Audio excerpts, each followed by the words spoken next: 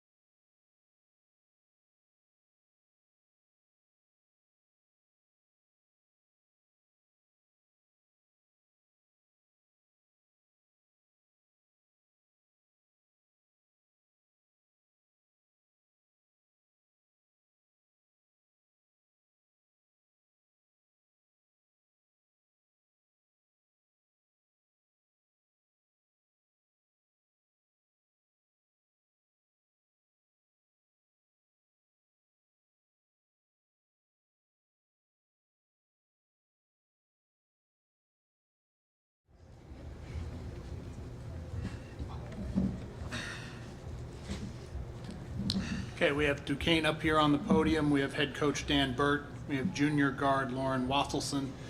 Start with an opening statement from Coach, and then we'll take questions for Lauren. After we're done with that, we'll dismiss her and we'll take questions for Coach. So, Coach, if you want to start with an opening statement, please. I'm incredibly proud of the team that I was fortunate enough to coach this year. They are an incredible group of women that are the definition of student athlete. Oops, sorry. I'm sorry. Okay. When our program had hit some depths 2 years ago with COVID and massive amounts of injury and not having a home for 2 years, they struggled through it. We struggled through it together. And I felt like this year was a year of a turning point. And, you know, to win 19 games, we've certainly brought back what Duquesne basketball has been. And I'm incredibly proud of what they've done this season. And what happened today doesn't take any luster off of what they've achieved. And we return everyone. And you can sure as heck bet that we're going to go into the transfer portal in about 10 days, and we're going to go find a couple more players that are going to help us to get back here and get deeper.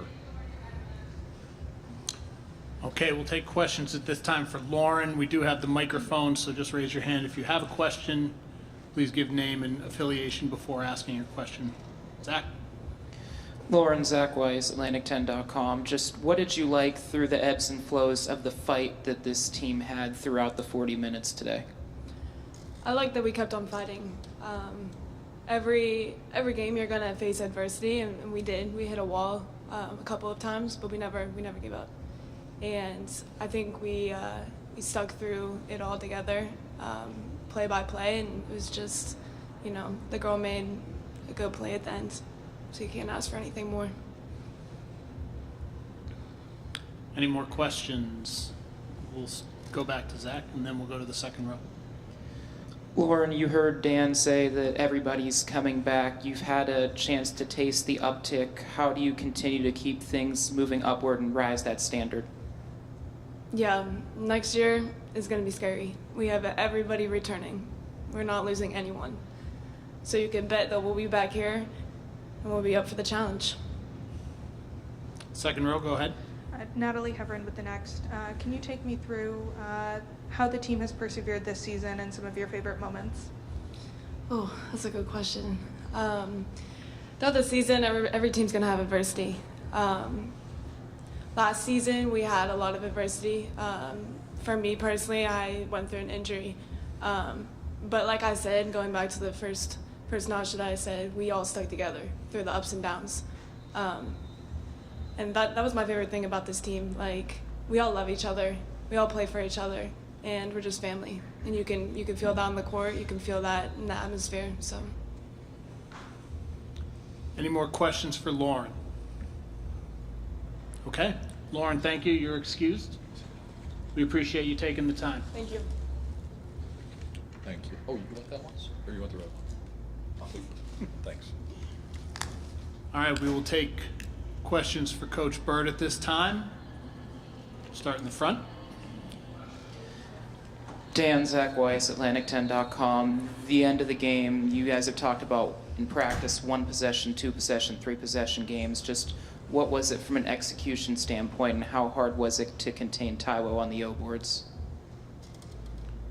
She's an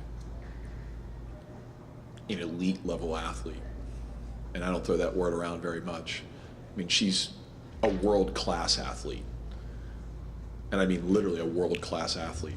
And the ball was in PJ's hands just very gingerly and very just beginning to nestle into Precious's hands, and that young lady looked like she was on a pogo stick and literally just jumped completely over her and spun the ball out. And Maya, number 21 for them, hit a really big shot. You know, I mean, it was a great basketball game. You know, we played a good game. You know, they played a little bit better. You know, and the big difference is, you know, we struggled keeping them off the glass at their place, and we did that again tonight. You know, we allowed them too many second chance points, especially in the fourth quarter. Too many second chances. Go to the third row. Jacob Munch, WMUA Sports. Coach, your team had a nice push early in the fourth quarter after GW was up by 7-8, something like that. Can you just speak to their heart down the stretch of today's game? Are you talking about GWs or Duquesne? No, sorry, Duquesne's heart. Okay. It's happened all season. You know, we lost on a buzzer beater at home against Davidson. We had, a game that, we were up 3 at Rhode Island with 3 to go after battling back. I've called this group the Happy Warriors. They're a happy group. They're a really, really good group of women. Like I mentioned, they're really good student athletes. I've loved being around them. I've been at Duquesne for 16 years, and this is probably the group that I've enjoyed. And I say that a lot, but this is a really special group of really enjoying coaching them.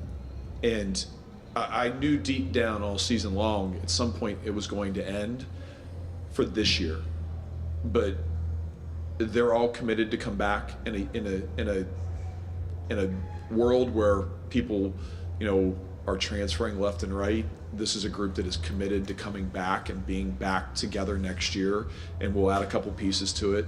I can't say enough about them. They just keep battling, and it all starts with Meg McConnell. And, Meg McConnell was 8th in field goal percentage.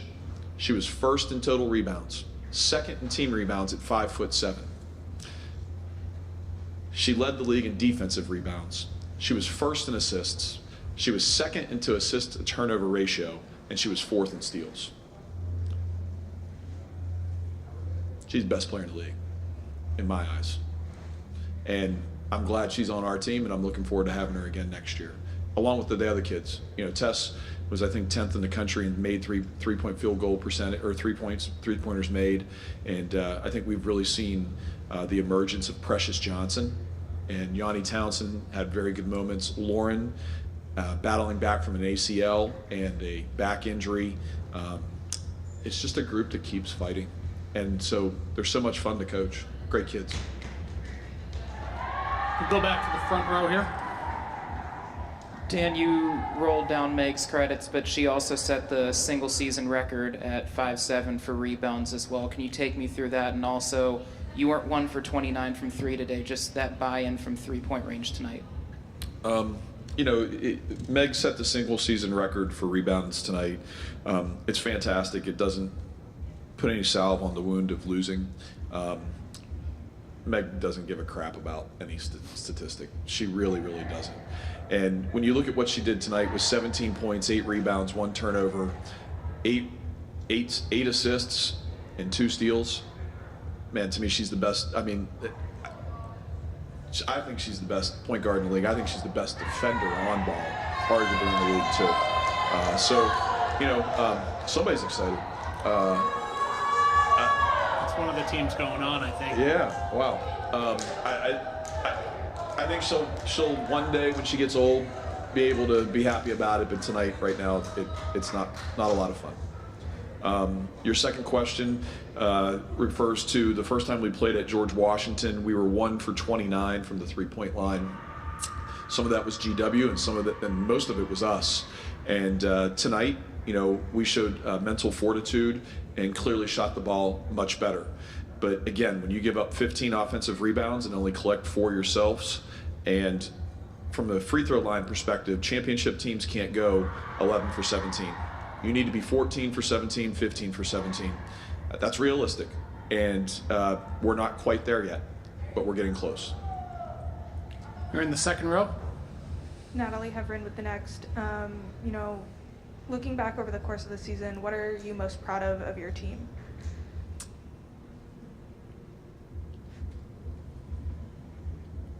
This is a group, and I kind of mentioned it and referenced it early.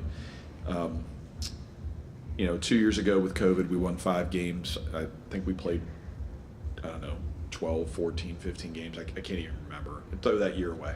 Last year, we won 11 games in a situation where